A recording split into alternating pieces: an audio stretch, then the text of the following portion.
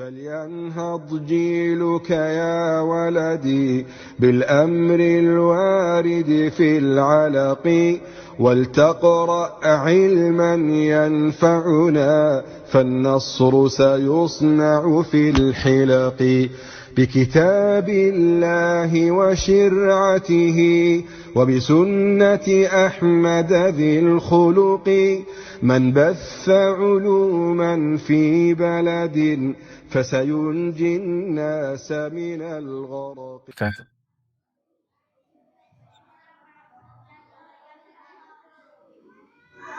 السلام عليكم ورحمة الله وبركاته. وعليكم السلام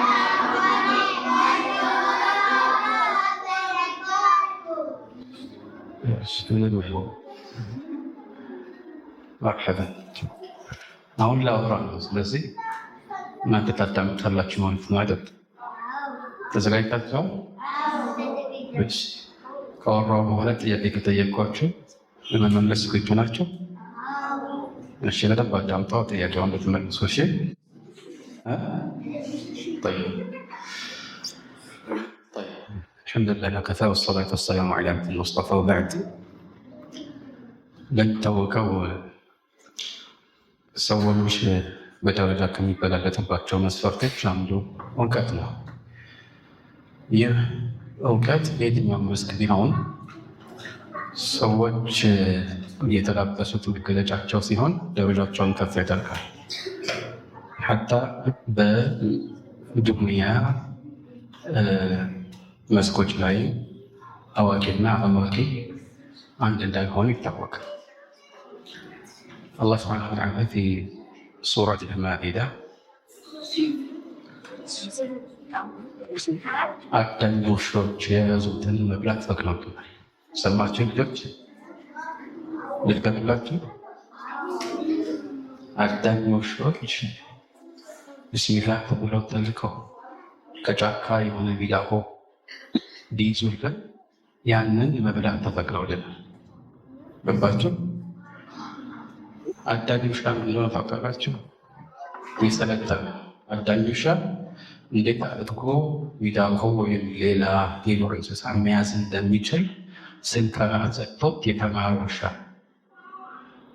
ግን የሚገርማቸው ያልተማረ ውሻ አደን ሄዶ ከጫካ አንድ ሚዳቆ ሊይዝ እሱ የያዘውን መብላት አይፈቀድም።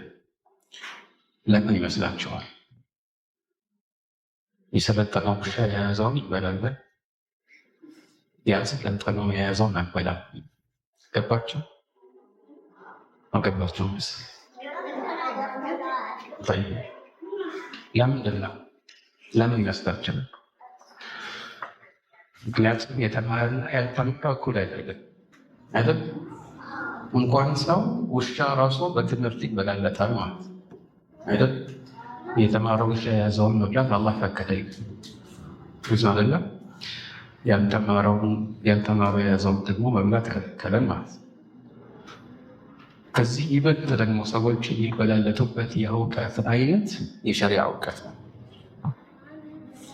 የሸሪዓ እውቀት ማለት በቅድሚያ ስለ አላህ ማወቅ፣ ስለ አላህ ማወቅ ማለት ደግሞ ስለ ማንነቱ፣ ስለ መብቱ እና ስለ ድጋቱ ማወቅ ማለት ነው።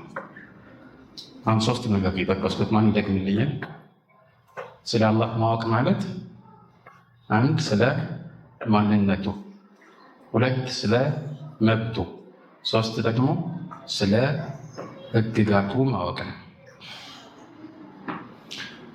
ስለ ማንነቱ ማወቅ ሲባል አላህ ፈጣሪ እንደሆነ የሁሉ ነገር አስገኚ፣ አስተናባሪ፣ ተቆጣጣሪ፣ ባለሌሊት፣ ባለንግስና መሆኑን ማወቅ። የእሱን መብት ማወቅ ደግሞ በዋነኝነት አምልኮ የሚገባው መሆኑን አውቆ ከዚያም ያው እሱን ብቻ ነጥሎ መገዛት ማለት ነው። ሶስተኛው ደግሞ ህግጋቱን ማወቅ። ህግጋቱን ማወቅ ሲባል ደግሞ በዚህ በምድር ላይ ስንኖር እንዴት መኖር እንዳለብን አላህ በዝርዝር ሁኔታ ደንግጎልናል እና ይህንን መማር ማለት ነው። ግልጽ ሆነ? ስለዚህ ይህንን ለመማር ጊዜ ያስፈልገናል። እውቀት የሚገኘው በልፋትና በመማር ነው። በመማር ማለት አንድ ጊዜ በማንበብ አይደለም፣ አንድ ጊዜ ጠይቆ በመረዳትም አይደለም፣ በተደጋጋሚ ትምህርቱን ለመቅሰም በመሞከር ማለት ነው። ለذلك መልእክተኛችን ዓለይሂ ሰላቱ ወሰላም ኢነመል ዒልሙ ቢተዓሉም ማለታቸው ተወርቷል። ዒልም በመማር ነው የሚገኘው ማለት ነው እንጂ በምኞትም አይደለም፣ ወይም በሆነ መልኩ አንድ ጊዜ የሆነ መጽሐፍን በማንበብም አይደለም። ስለዚህ ረጅም ጊዜ ያስፈልገዋል። ረጅም ጊዜ የሚያስፈልገው ከሆነ ደግሞ የህይወታችንን ጊዜ ለመጠቀም ያው በተቻለ አቅም ከለጋ ዕድሜ መጀመር ያስፈልጋል ማለት ነው። ከልጅነት ጀምሮ በእውቀት መጠመድ የተሻለ ነው። ያ ማለት ያው ጊዜ ካለፈ በኋላ በወጣትነት ወይም በጉልምስና ወይም ከዛም አልፎ በሽምግልና ራሱ ጊዜ እውቀት መቅሰም የጀመረ ሰው ስኬት ላይ አይደርስም ማለት አይደለም። ግን የተሻለው በለጋ ዕድሜ መጀመር ነው፣ እንደናንተ ማለት ነው። ገብቷችኋል? አዎ። ስለዚህ እናንተ እውቀትን ለመቅሰም እርምጃ ጀምራችኋል። በዚህ ሂደት ላይ እንዳይሰለቻችሁ። አንዳንድ ጊዜ ኡስታዙ ይህንን ነገር ሸምድዱ፣ ይህንን ነገር በቃላችሁ መያዝ አለባችሁ ደጋግሞት ሲላችሁ ይደክማችኋል አይደል? ጨዋታ ነው የምትወዱት አይደል? ምንም ባይገባችሁ እንኳን የተባላችሁትን አሁን ከፈጸማችሁ በኋላ ስታጡ አትቆጩ። ብዙ ሰው ምን ነው በልጅነቴ እንደነሱ በተማርኩ ይላል። ታውቃላችሁ? ምን ነው ልጅ እያለ እንደነሱ ተምሬ እንደነሱ ቁርአን ሐፍርጄ ወይም ሸምድጄ ሐዲስ ተምሬ የተለያዩ የዒልም ኪታቦችን በቃሌ ይዤ ቢሆን ኖሮ ብሎ ብዙ ሰው ያዝናል። እንደዛ ማዘን ትፈልጋላችሁ? አትፈልጉም አይደል? ስለዚህ አሁን ጉብዝና ያስፈልጋል። አያችሁ፣ በየቀኑ የምትማሯት ትንሽ ነገር ስትጠራቀም ብዙ ትሆናለች። ግልጽ ነው አይደል? ስለዚህ ትምህርት እንደዚህ ነው፣ በመማር አስተማሪ ጋር ቀርቦ ትንሽ ትንሽ እየቀሰሙ ያንን ደግሞ ያገኙትን እውቀት እያጠራቀሙ እንዳይጠፋ በልፋት ይዞ ማቆየት ዒልም ይሄ ነው። ዒልም በቁርአንና በሐዲስ ሲወሳ በዋነኝነት አሁን የጠቀስነው የዒልም አይነት ነው የሚፈለግበት። ስለ አላህ ማንነት፣ ስለ እሱ መብቶችና ህግጋት ማወቅ ማለት ነው። እና ውዳሴዎችን በዚህ ላይ እየተገነቡ ናቸው። ሸሂደ አላሁ አነሁ ላ ኢላሃ ኢላ ሁወ ወልመላኢከቱ ወኡሉል ዒልሚ ቃኢመን ቢልቅስጥ። አላህ እንደዚሁም መላኢካዎች እና የእውቀት ባለቤቶች ከአላህ በቀር በእውነት የሚመለክ እንደሌለ መሰከሩ። እና አላህ ይህንን የመሰከረው በፍትህ ላይ ቆመ ሆኗል። ለምን? ተውሂድ የፍትህ መገለጫ ነውና ማለት ነው። እናም ይህም ብቻ ሳይሆን በዚህ መስራትም በድሮ ዑለማዎች ዘንድ እንዲያውም በቁርአንና በሐዲስም ራሱ እንደ እውቀት ይቆጠራል። ስለዚህ እውቀት ሲባል እንዲሁ የሽመደድ ነገር ብቻ ሳይሆን ወደ ተግባር የሚቀየረው የእውቀት ዘርፍ ነው። ዒልም በሚለው ቃል የሚጠራው ማለት ነው። በተቃራኒ ደግሞ ጀህል፣ አንድን ነገር አለማወቅ ወይም ስለ ፍርዱ አለመገንዘብ ብቻ ሳይሆን በዚህ ጉዳይ ላይ አንድ ሰው የፈለገ አዋቂ ቢሆን ልክ እንደማያውቅ ሆኖ ጥፋት መፈጸሙ ይህንን ጀህል የተባለውን የማህይምነት መገለጫ ያላብሰዋል። ይህ ግልጽ ነው። አላህ ቁርአን ላይ ምን ይላል? ኢነመ ተውበቱ ዐለላሂ ሊለዚነ የዕመሉነ ሱአ ቢጀሃለትን ሱመ የቱቡነ ሚን ቀሪብ። አላህ ተውበታቸውን የሚቀበላቸው ሰዎች እውነተኛ ተውበት ማለት እነዚያ መጥፎ ሰርተው ከዛ በቶሎ የሚመለሱ ናቸው ይላል። ኢነመ ተውበቱ ዐለላሂ ሊለዚነ የዕመሉነ ሱአ ቢጀሃለትን፣ ባለማወቅ ማለት ነው። ሲተረጎም ባለማወቅ መጥፎ ሰርተው ከዛ ቶሎ የሚመለሱ ናቸው። ይህ አንቀጽ አንዳንድ ሰዎችን ግራ ሊያጋባ ይችላል። ሳላውቅ ወንጀል ከሰራሁ ብቻ ነው አላህ ወንጀል የሚምርልኝ ተውበት ካደረግኩኝ እያወቅኩኝ ሰርቼ እዛ ተውበት ባደርግ አይጠቅመኝም ማለት ነው ወይ የሚል ጥያቄ ሊያነሳ ይችላል። መልሱን ሰሓቦች ይሰጣሉ። እንግዲህ ለዚህ ነው ቁርአንን ሐዲትን ለመገንዘብ የሰሓቦች ግንዛቤ መሰረት ሊሆን ይገባል የምንለው። ምን ይላል አቡል ዓሊያ ሰአልቱ አስሓበ ረሱሊላህ ሰለላሁ ዐለይሂ ወሰለም ዐን ሃዚሂል አያ ፈቃሉ ኩሉ መን ዐሚለ ቢመዕሲየትን ፈሁወ ጃሂል አው ቃል ኩሉ መን ዐሳ አላህ ፈሁወ ጃሂል አው ኩሉ መን ተራበ ቀብለ ልመውቲ ፈቀድ ታበ ሚን ቀሪብ ይላል። ወንጀል የሰራ ሁሉ ጃሂል ነዋል። በቃ እንደዚህ አጠቃላይ መርሁን ያሰፈሩ ወንጀል የሰራ ሁሉ ጃሂል ነው። ስማችን ወንጀል የሰራ ሁሉ ምተባለ ጃሂል ነው። ምክንያቱም ያለማወቅ መገለጫ ነው፣ ጥፋት መሰረት አያችሁ አይደል? ጠይብ ስለዚህ ለለዚነ ያዕመሉነ ሱአ ቢጀሃላ ሲል ቁርአኑ ባለማወቅ የሰሩ ሲባል ወንጀልነቱን ሳይገነዘቡ ለማለት አይደለም። በቃ ይህ ነው መገለጫው፣ ጀሃላ ይባላል። መጥፎ ስራን መስራት፣ ያልተገባ ስራን መስራት ማለት ነው። አረቦችም ዘንድ ይሄ የታወቀ ነው። አላ ላ የጅሀለን አሐዱን ዐለይና ፈነጅሀለ ፈውቀ ጀህሊል ጃሂሊና ይላል አንዱ ገጣሚ። በእኛ ላይ አንድም ሰው ጀህል እንዳይፈጽምብን። ምን ማለት ነው? ጀህል እንዳይፈጽምብን ያኔ ድንበር እንዳያልፍብን፣ ጥቃት እንዳይፈጽምብን ማለት ነው። ያንን ካደረገ ግን ፈነጅሀለ ፈውቀ ጀህሊል ጃሂሊና ከመሀይማን ሁሉ የከፋ መሀይምነትን ነው የምንፈጽምበት ማለት ያው የማይገባ ነገር እኛም በአጸፋ እንመልሳለን ማለት ነው። ይህ ሊታወቅ ይገባል። እንደዚሁም ፊ ሱረት ዩሱፍ አላህ ዩሱፍ የተናገሩትን ሲገልጽልን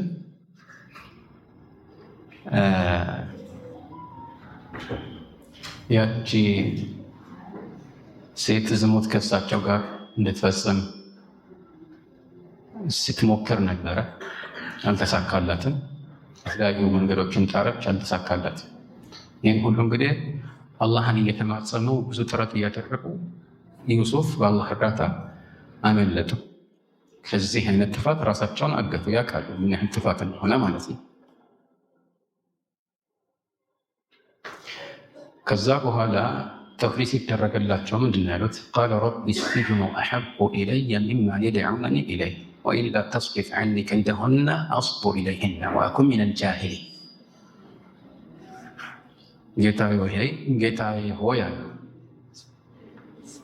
እነሱ ከሚጋብዙኝ ከሚጠሩኝ ነገር እስር ይሻለኛል። እምቢ ካልክ ትታሰራለህ ተብለዋል። እስር ይሻለኛል አሉ። የእነሱን ተንኮል ከኔ የማታስቀርልኝ ከሆነ ወደ እነርሱ ማዘንበሌና ከመሀይማን መሆኔ አይቀርም። አላህ ነው እንዲህ ብለው የሚማጸኑት። ይህንን የእነሱን ተንኮል ካላስወገድክልኝ ከመሀይማን እሆናለሁ አሉ። እንዴት መሀይም ይሆናሉ? እያወቁ አይደል መጥፎ ነገር መሆኑ አይደል አላህን የሚማጸኑት። ስለዚህ መሀይምነት በቁርአን መራሒት በዋነኝነት መመዘኛው ተግባር ነው። እንዲሁ ማዕሉማት መሰብሰብ ብቻ አይደለም ማለት። ወሊዛሊክ አዋቂዎችን አላህ ሱብሓነሁ ወተዓላ የገለጸው በኸሽያ ኢነማ የኽሸ አላህ ሚን ዒባዲሂ ልዑለማኡ፣ ከባሮቹ አላህን ይበልጥ የሚፈሩት ዑለማዎች ናቸው። ኢነማ እንዲያውም ሐስርን ነው የሚያሳዩ።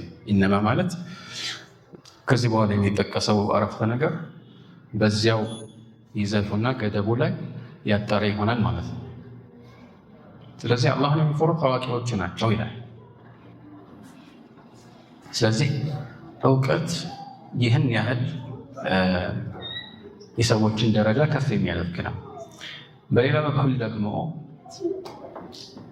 የእውቀትን ደረጃ ከፍ ከሚያደርጉ ነገሮችና ብዙዎች ከማያስተውሏቸው ነገሮች መካከል በእውቀት መንገድ ላይ በምናደርገው ጉዞ ሁሉ እንመነዳለን። የምትፈልገው ዓላማ ወይም ግብ ላይ ባንደርስ ራሱ የቻለ አንድ ዒባዳ። መልእክተኛው ዓለይሂ ሰላቱ ወሰላም በሚታወቀው ሐዲስ እንዳሉት መን ሰለከ ጠሪቀን የልተሚሱ ፊሂ ዒልመን ሰሀለ አላሁ ለሁ ቢሂ ጠሪቀን ኢለል ጀነህ። ዒልምን የሚፈልግበትን መንገድ የዘለቀ ሰው አላህ ሱብሓነሁ ወተዓላ በዚህ የተነሳ ወደ ጀነት መንገድን ያገራለታል። ስለዚህ በዒልም ላይ የሚደረግ ጉዞ ወደ ጀነት የሚደረግ ጉዞ መስፈርቶቹ ይሟሉ እንጂ ኢኽላስ ይኖር እንጂ በዒልም ላይ የሚደረግ ጉዞ ወደ ጀነት የሚያቀና ጉዞ ነው ማለት ነው። ይህ ባጭሩ እንደዚህ ነው። ወሊዛሊክ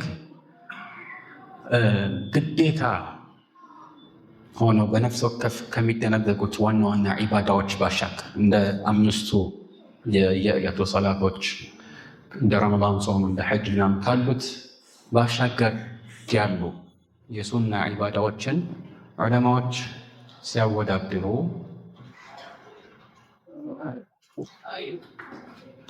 አራቱም መዝሀብ የመረጡት ከሁሉም በአጅር የሚልቀው ዒልምን መፈለግ። ሁሉም ተቅሪበን ወይም አብዛኛዎቹ ዑለማዎች ለምሳሌ ሱና ሰላት ከመስገድና በዚያ ሰዓት ከማጥናት ሁሉንም አንድ ላይ ማሰባሰብ ተገቢ ነው። ይሄ የግድ ዒባዳ እንተው ማለት አይደለም። ግን እንበልና አሁን ያለህ አማራጭ ወይ ዒልም መቅራት ነው ወይ ትርፍ ሰላት መስገድ ወይ መጾም ወይ ደግሞ ጾም ከጾምክ እንበልና ስለሚደክመህ ከአንተ የሰውነት ጤና ወይ ከሆነ ነገር አንጻር ስለሚደክመህ ተራ ጾም ማለት ነው ሱና የሆነ ጾምን ከጾምክ ስለሚደክመህ ከዒልም የምትዘናጋ ወይም የሆነን እውቀት ከመፈለግ የምትዘናጋ የምትደክም ከሆነ ቅድሚያ የሚሰጠው አጅሩ የሚበዛው ጾሙን ትተህ በዒልም ላይ መሰማራት። ይሄ የታወቀ ጉዳይ ነው። ወሊዛሊክ አልኢማም አሕመድ የተወሰኑ ሌሊቶች አቡ ዙርዓ አራዚ ወደ እሳቸው ሲመጣ አቡ ዙርዓ ዑበይዱላህ ብን ዓብድልከሪም ትልቅ የሐዲስ ሊቅ ነው። እሳቸው ዘመን እሳቸው በሕይወት እያሉ እሱ ወጣት ነበር፣ ግን በሐዲስ ሽንደዳ የታወቀ ዓሊም ኢማም። ወደ እሳቸው ሲመጣ ከእሱ ጋር ያው የሸመደዷቸውን ሐዲሶችን ለመከለስና ለማጥናት በሰነድ ደረጃ ሁሉንም ሐዲሶች በተቻለ አቅም ቶሎ ቶሎ ለማጥናት እንዲያመቻቸው ጊዜውን ሁሉ ለዛ ሰጥተው ነበር። ያኔ ቅያመት ላይ ትተው በሌሊት የሚሰገዱ ሱና ሰላቶችን ሁሉ ትተው በዚህ ነበር የተጠመዱት ማለት ነው። ስለዚህ ይህ ምን ያህል ዒልም ከሌሎች የዒባዳ ዘርፎች እንደሚልቅ ያሳየናል። እና በተቻለ አቅም በተለይ ሁኔታዎች የተመቻቹለት ሰው በዚህ ላይ ጥረት ማድረግ አለበት። ታዲያ የዒልም አጅሩ ይበዛል ሲባል የሚማረው አጅሩ እንደሚበዛው ሁሉ በዚህ ላይ ገዛ የሚያደርገውን ሰው አጅሩ ይበዛለት።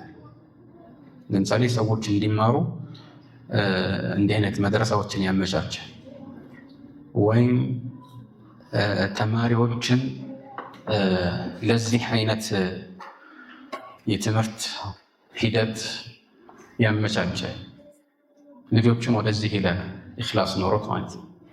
ወይም በተለያዩ ሁኔታዎች ላይ ለምሳሌ አስተማሪዎችን ጊዜያቸውን ሙሉ ለሙሉ በዒልም ላይ እንዲያውሉ ያገዘ፣ ይህ ሁሉ የእነሱ ምንዳ ሳይቀንስ ያው የሚቋደሰው ወይም ተመሳሳይ በሆነ መልኩ የሚጻፍለት ምንዳ አለ ማለት ነው። እና ከዚህ አንጻር ይህ የዒልም ነገር በጣም ወሳኝ ነው። ዛሬ በደንብ ያለውን ተጨባጭ ካስተዋልን የሚያንሰን አንድ ትልቅ ጎን ወይም የሚጎድልብን አንድ ትልቅ ነገር ዒልም ነው። እንደ ማህበረሰብ እንደ ሙስሊም ማህበረሰብ ይሄ በጣም አሳሳቢ። ምክንያቱም በተለያዩ መስኮች ላይ በዱንያ መስኮች ላይ በእውቀት ዘርፍ የመጠቁ ብዙ ሰዎች አሉ። ግን እውነቱን ለመናገር ለግድ የለም አብዛኛዎቹ አንበል፣ ግን ብዙዎች በዚህ ክህሎታቸውና እውቀታቸው ኢስላምን እያገለገሉ ነው ወይ የሚለው ጥያቄ መልሱ ግልጽ ነው። ግን የሁሉ ነገር መሰረት የሆነው እውቀትን ከልጅነት ጀምረው ተምረው ለትልቅ የዒልም ደረጃ መብቃት የሚችሉ ልጆችን ማፍራት ይህንን አንድ ጎዶሎ ጎን መሙላት የሚቻልበትን ነገር ማበርከት ነው። እንደ ማህበረሰብ ራሱ ቀላል አይደለም ማለት ነው።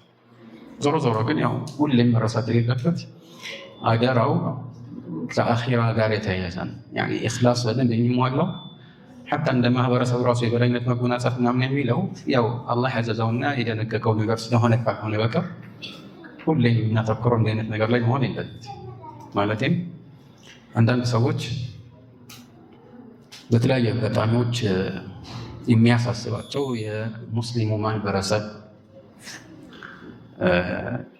ውድቀት፣ ሙስሊሙ በየትኛውም አጋጣሚ መብቱ መከበሩ የመሳሰሉ ነገሮች ናቸው ይበልጥ ትኩረት የሚሰጡት ማለት ነው። እና ያ ሲሆን ደግሞ ምናልባት ለዚህ ብለው መሰረታዊ የሆነው እንደ ሙስሊም ማህበረሰብ ብቻ ሳይሆን እንደ ግለሰብም በእያንዳንዳቸው ላይ ግዴታ የሆኑ ነገሮችን በተቻለ አቅም ትኩረት ይነፍጓቸዋል።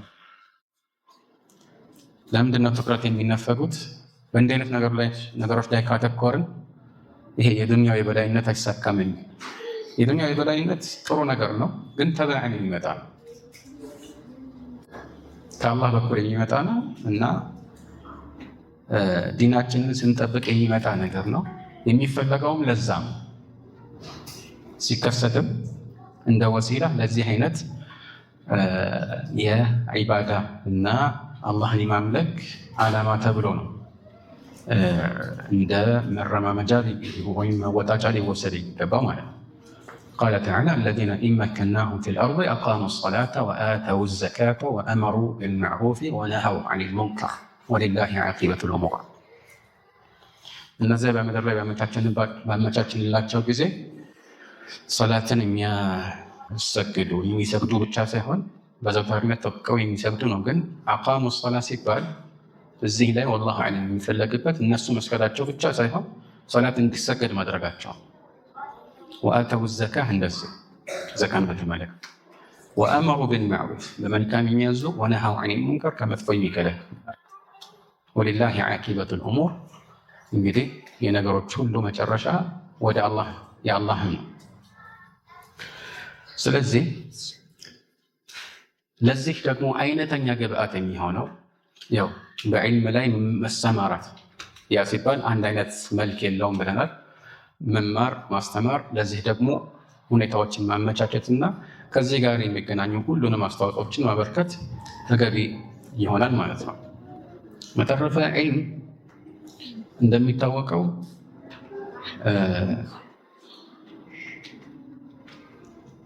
መንገዱ ረጅም ስለሆነ ገና ከመጀመሪያው አንዳንድ ጊዜ ያደክማል። ምክንያቱም ሰዎች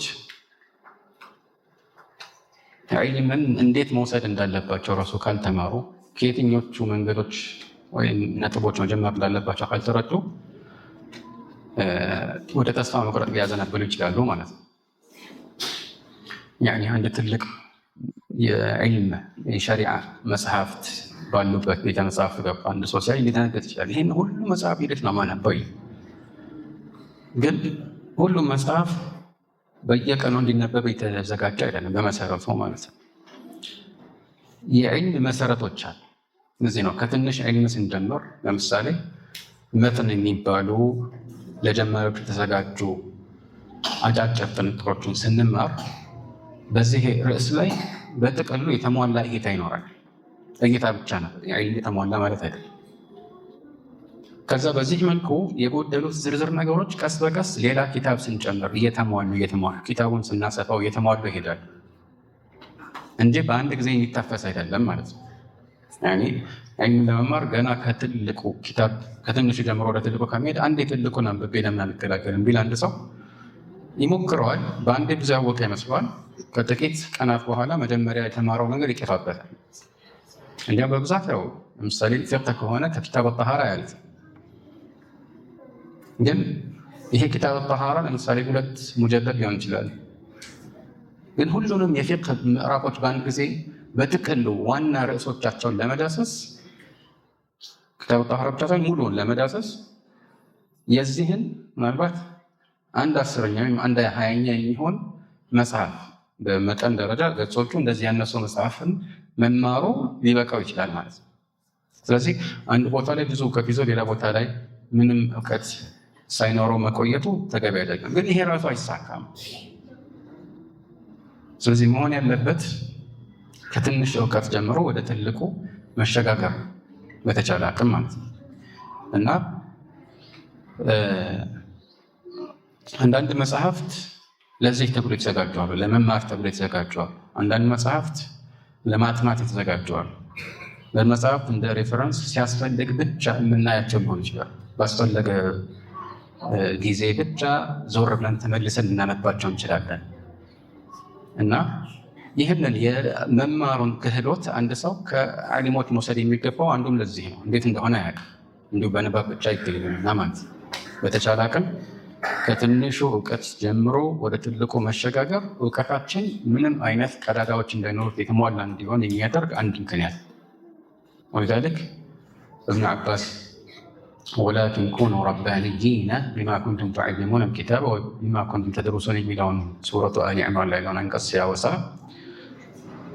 ረባንይ ማለት ሁወ ለዚ ዩዓሊሙ ናስ ሲጋረ ልዕልሚ ቀብለ ኪባሪሂ ትናንሽ እውቀቶችን ከትላልቆቹ በፊት የሚያስተምር ነው።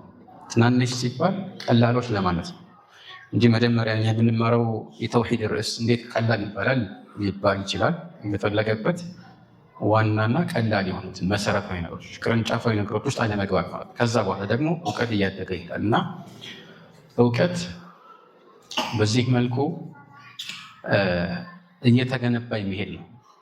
በግንባታ ቀስ በቀስ ስብዕናንም አብሮ እየገነባ የሚሄድ ክህሎት እንጂ በአጭር ጊዜ እንዲሁ በቀላሉ የሚወሰድ አይደለም ማለት ነው እና ይህንን ካልኩኝ ምናልባት ከነሳናቸው ነጥቦች ጋር በተያያዙ ለተወሰኑ ልጆች ጥያቄ ማቅረብ እፈልጋለሁ። በተለይ ለሚረብሹት እየሰማችሁ ነው አይደል? ቅድም ጥያቄ ጠይቃችኋለሁ ብያችሁ ነበር። ጠይቅ ቀላል ይሻላል ከባድ ጥያቄ? ቀላል ይሻላል አይደል? አንድ አስተማሪ አንድ ጊዜ ፈተናውን ሊያቀልላቸው ፈልጎ ለተማሪዎች ከተማራችሁት አንድ 10 ጥያቄ ያወጡና ከዛ መልሱን ጻፉ፣ ችግር የለም ያርምላችኋለሁ አለ። ገባችሁ? ከዛ ያው ሁሉም ቶሎ ቶሎ ጻፈ። ወዲያው መልሶችን እየጻፉ ሁሉም እየጻፉ ተጣምረዋል። በቃ አንድ ተማሪ ብቻ የጨነቀው ይመስላል፣ ፍጥጥ ብሎ ያያል። ገባችሁ? አንደኛው ግራ ገብቶታል። ወረቀቱን ያያል፣ አስተማሪውን ያያል። ከዛ አስተማሪው ምን ሆን ካለ ይሄ የእውነት ታሪክ ነው፣ ተረት ተረት እንዳይመስላችሁ። አንድ ጊዜ ያስተማረን አንድ ሼክ የነገረን ነው። እሱ ሼክ ራሱን አስተማሪ ነው። ምን ሆን ካለ ወላሂ ጥያቄዎች በጣም ከባድ ናቸው አለ። ጠይብ ማን ነው የሚወቀሰው? ማን ነው የሚወቀሰው? ለምን?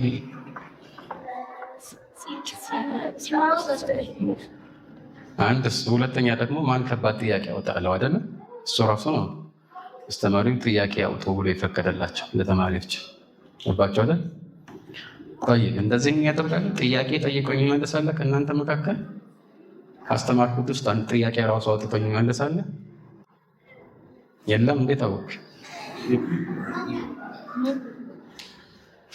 ጠይቅ። በሸሪዓ የተወደሰው እውቀት ሲባል በዋነኝነት ያው ስለ አላህ ማወቅ ነው አልኩኝና 3 ነገር ልነግራችሁ ነበር። ታስታውሳላችሁ? ማን ያስታውሳል? እሺ እጅን አውጣ። የሚያስታውሰው እጅን ብቻ ነው የሚያወጣው። እጅን ሳታውጣ እሺ፣ እኔ አላየሁም። ምን ጥቅም አለው? እሺ መልስ በቃ። እሺ አንድ በምኑ ህግጋት? እሺ እና አንድ ይቀራል። መሀል ላይ ነበር የተቃስኩት። አግዘው እስቲ ጓደኛ፣ ምንድን ነው የቀረው? መባምተው አይሰንተው። ስለዚህ የሚያዳምጡ አሉ ማለት ነው። ይገርም።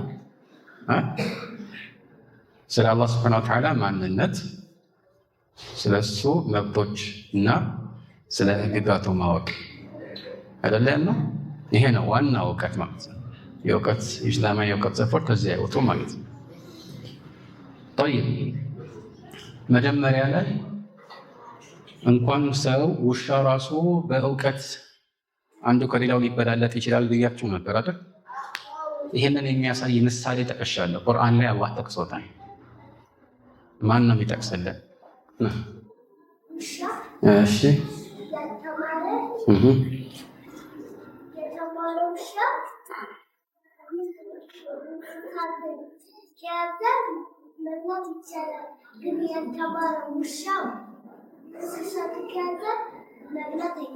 አላሁ አክበር ማሻአላህ ማሻአላህ ጎበዝ። ምን ልሸልም ግን ኩኪስ አልያዝኩም። በኋላ ኩኪስ ትሸልም ከነሱ እዛ አለ መሰለኝ። طيب ጎበዝ ትክክል ነው አይደለም? ትስማማላችሁ? طيب በጣም ጥሩ። እሺ አሁን ደግሞ እናንተ ጥያቄ እንድትጠይቁ ነው የምፈልገው። የፈለጋችሁትን ጥያቄ ሲጠይቁ መጠየቅ የምትፈልጉት ጥያቄ አለ? እጃችሁን አውጡና ጠይቁ። ችግር የለም። ስምህን ንገረኝ መጀመሪያ። ሁሴን ጮክ በል። ኑር ሰላም ማሻአላህ። እስቲ ጠይቅ፣ ጮክ በል ግን። እሺ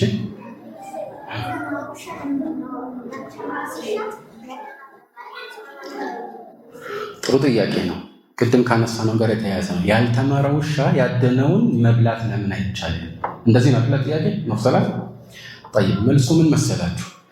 ያልተማረ ውሻ ለአደን ተብሎ ሲለቀቅ ያንን ሚዳቆ ወይም የሚታደነውን እንስሳ የሚይዘው ለራሱ ብሎ እንጂ ለላከው አዳኝ ሰውዬ ብሎ አይደለም። ገባችሁ? እሱ ለባለቤቱ ብሎ እንዴት እንስሳን መያዝ እንዳለበት አልተማረም። ስለዚህ ሲላክ ለምንድን ነው የሚይዘው? ለራሱ ብሎ ነው የሚይዘው። እኛ ደግሞ የተፈቀደልን ለኛ ብሎ እንስሳው ማለት ውሻው ያደነውን እንስሳ መብላት ነው። ለኛ ብሎ ደግሞ የሚይዘው መቼ ነው? ሲሰለጥን ብቻ ነው። አይደለም? ገብቶሃል? طيب ሌላ ከውሻ ውጭ ያለ ጥያቄ አት ስምህን ንገረኝ መጀመሪያ። ሃሪስ ወላ ሃሪስ? ሃሪስ ነው ወይስ ሃሪስ ነው ወይስ? እሺ ሃሪስ ፈርድ። እስቲ ጥያቄህን ንገረኝ ሃሪስ። ሰው ለሆነ ሰው ሽልማት ሰጥቶ ሲወስድበት ለምንድን ነው የማይቻለው? ማነው የወሰደብህ? አንተ የወሰደብህ አለ? طيب ምናልባት አንተ ያሰብከው ስጦታ ሽልማት ብቻ ሳይሆን ማንኛውም ስጦታን ለሆነ ሰው አንድ ሰው ከሰጠ በኋላ መልሶ መውሰዱ በሸሪዓችን ክልክል ነው።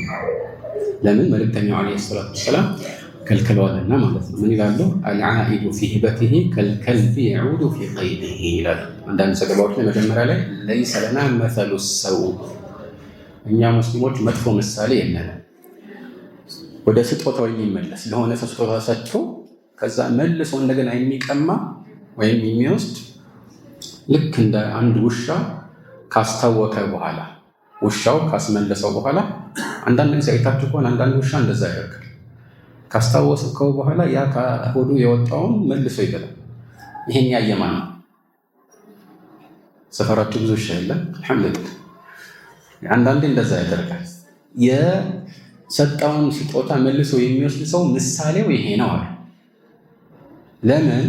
ጥበቡ ምንድነው ከተባለ አንድ ሰው ለሆነ ሰው ስጦታ ከሰጠ ይሄ የሰጠው ነገር ከንብረቱ ወጥቶ በቃ ለዚያ ሰው ተሰጥቶታል፣ የእሱ ንብረት ነው። ለምሳሌ የሆነ ስጦታ ብሰጥህ ላንተ ይህን ሞባይል ብሰጥህ አልሰጥህም እንጂ ልክ ስሰጥህ ያንተ ነው የኔ አይደለም። ስለዚህ መልሼ መውሰድ አልችልም። ገብቶሃል? ያንተ የሆነ ነገር መቀማት ትችላለህ እንዴ? ያንተ የሆነ ነገር መቀማት አልችልም አይደል? ከሰጠው በኋላ ያንተ ስለሆነ መልሼ መቀማት ይከለከላል። ገብቷችኋል አይደል? በነገራችን ላይ አንድ ነገር ሊጠቆማችሁ እወዳለሁ። አንድ ነገር የተከለከለበት ወይ የተፈቀደበት ምክንያቱ ምንድን ነው የሚለው ጥያቄ ምክንያቱን ካወቅን እናገራለን። ግን አላህና መልእክተኛው የከለከሉት መሆኑ ብቻ በቂ ምክንያት ነው ለኛ። ገባችሁ? አላህ ከልክሏል፣ መልእክተኛው ከልክሏል ከተባለ ለምን ወይም በምን ጥበብ ከምን አንፃር እንደተከለከለ ባናውቅም ምን ማድረግ እንችላለን? ምን ማድረግ አለብን? ያንን ነገር መቀበል አለብን። ግልጽ ነው አይደለም? طيب የተወሰነ እድል ልስጥ። እጁን ያወጣው ማለት ነው። ስምህን ንገረኝ። ማሂ አህለን። እሺ ማሂር አይደለም አይደል? ማሂር ነው። ማሂ አይዋ። طيب ስለ አላህ ማወቅ ሲባል መብቱንም ማወቅ የሚለውን ገልጸን ነው። ምን ማለት ነው መብቱ ሲባል? አላህ በፈጣሪነቱ የሚገባው መብት አለ። ይህ ሐቁ ነው። ምንድነው ይህ ሐቁ ምንድነው ከተባለ መልእክተኛው አለይሂ ሰላቱ ወሰላም በሐዲስ ላይ ነግረውናል። ሙዓዝ ብን ጀበል የሚባል ሰሐቢ አለ አይደለም? ለሱ ነገሩት መልእክተኛው አለይሂ ሰላቱ ወሰላም አላህ በባሮቹ ላይ ያለው መብት ሐቅ ምን እንደሆነ ታውቃለህ ወይ አሉት። አላውቅም ሲላቸው ምን ብለው መለሱለት? አን ያዕቡዱሁ ወላ ዩሽሪኩ ቢሂ ሸይአ፣ እሱን እንዲገዙትና እንዲሁም በሱ ምንም እንዳያጋሩ። ስለዚህ የአላህ መብት ምንድነው? እሱን ብቻ ማምለክ ነው። መብቱ ነው። ፈጣሪ ስለሆነ መመለክ የሚገባው ፈጣሪ ስለሆነ። ግልጽ ነው አይደለም? ያው እሱን ማምለክ ሲባል መስገድ ብቻ አይደለም አይደል? እሱ ያዘዘውን ሁሉ መፈጸም እዚህ ውስጥ ይካተታል። በዋነኝነት ግን አምልኮን ለሱ ብቻ ማድረግና ከሱ ውጭ ሌላን አለማምለክ ማለት ነው። طيب የመጨረሻ ጥያቄ እድል ለማን ልስጥ?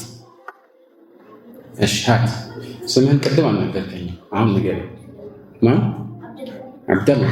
መርሐባ። እሺ በህግጋቱና በመብቱ እንዴት ይለያያሉ? ጥሩ ጥያቄ ነው። መብቱና ህግጋቱ እንዴት ይለያያሉ ማለት ልዩነታቸው ምንድን ነው? የሚለያዩበት ሁኔታ አለ።